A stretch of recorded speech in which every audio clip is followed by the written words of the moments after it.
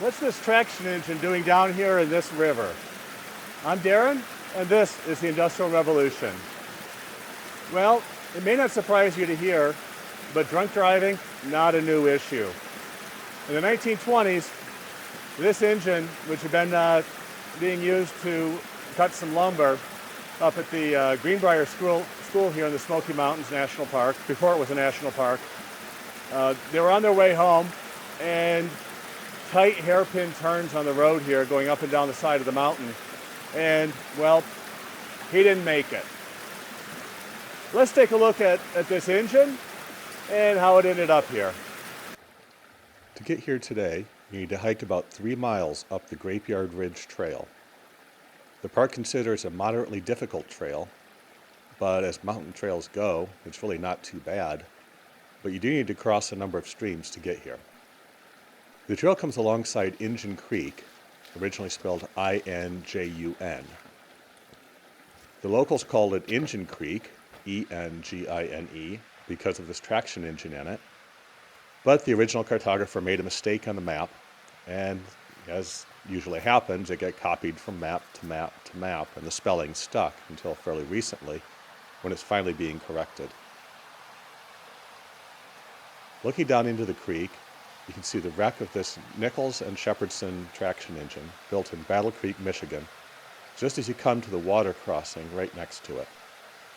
So as we head down into the stream, the engine is upside down. Over at the far right-hand side, that short pipe sticking out the bottom is what's left of the smokestack. In the center, pointing downward, you can see the steam dome. Firebox is over on the left. This large square bar here is the rear axle. Let's go ahead and take a look inside the firebox.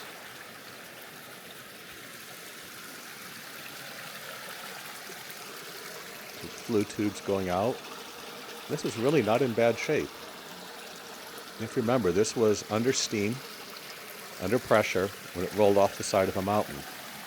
Fell into a stream and sat here for 100 years. Here we have the front axle and one of the front wheels. That large block there in the middle is the pivot point for the axle. There's a little spring there next to the wheel. Chains would have connected to that and would have gone up to a steering wheel. The springs just made it a little bit easier to turn. The axle looks like it's fixed there. So the wheels have the bearings, not the axle. This is the casting mark, helped identify the engine. The 4246 is a casting mark, it's not a serial number. The serial number tag would have been on the other side of the smoke box, but unfortunately that's been removed.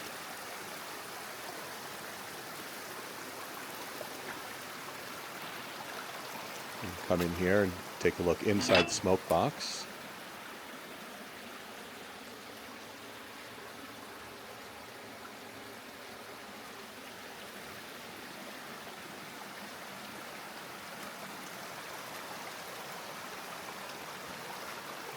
So again, for having been down here for 100 years, this is in surprisingly good shape.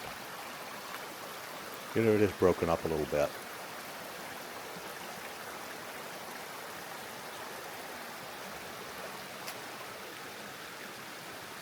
This is the drive gear. It had an axle that went through another gear on the far side. Look how worn this is. Teeth are bent, and heavily worn. This has had a lot of wear.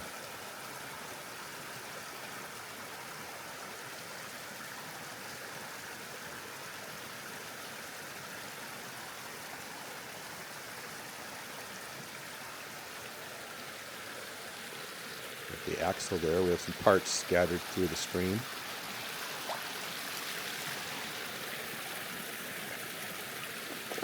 So this, I think, is the other drive gear. So this went under the engine as a solid axle, connected the two sides together.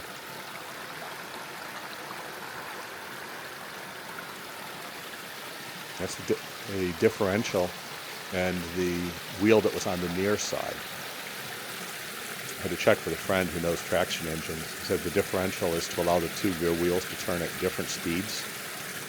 So the gearing connected to the wheel rigidly on the far side, connected through this differential on the near side. And when you went around turns, that would actually allow the two wheels to turn at different speeds while both have power. This is the crank here, where the piston would have directly connected. There's only one piston on it, of course. And those are the cams right behind it that connected up to the valve gear. And this is the wheel from the far side of the engine. So you have the hole for the square axle. And on this one, you have a rigidly mounted gearing on here. So the gear that we saw laying in the stream separate would have actually connected up on this gear and driven this one at a fixed speed. The differential would have allowed the large rear wheel on the near side to run at a slightly different speed when you went around turns. A little faster on the outside, a little bit slower if it was on the inside of the turn. Couldn't find any sign of the flywheel or any sign of the piston, unfortunately. I don't know if those are buried or if they were taken at some point. But I couldn't find any sign of them. As you can see, the engine is, well, it's not going to be running anytime soon. But really, for having been here for 100 years, after rolling down the side of a mountain, this is not in all that bad a shape. So this is not the same model engine that we're looking at, but it'll give you an idea of how things worked.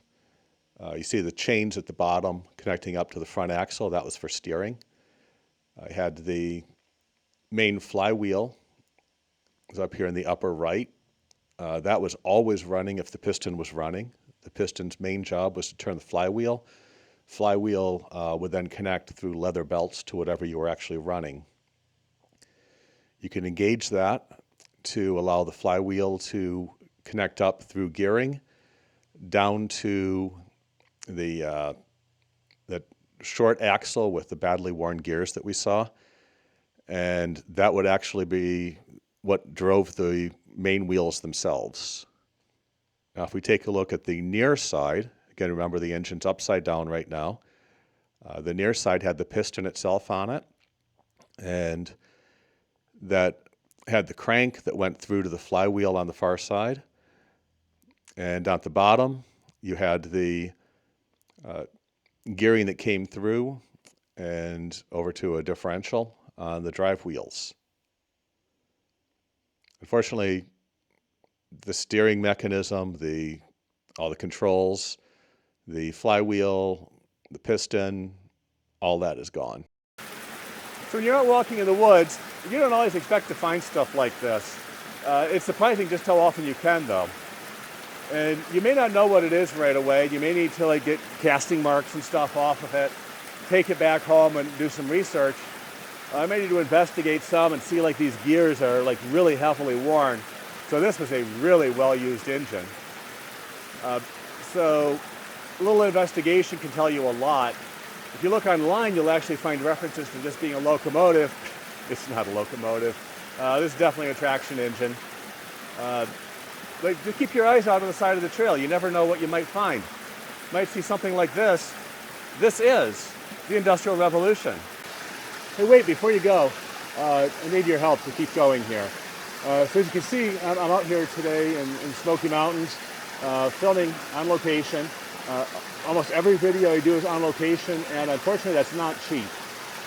So if you could help me out, I'd really appreciate it. There's some easy ways to do that. First way to help me out is completely free. Just hit like and subscribe and share this video with your friends. Draw more people to the channel. That's great. That helps a lot. Also, you can comment. I love reading the comments, and I've had some great ideas from those comments, in fact. Finally, if you can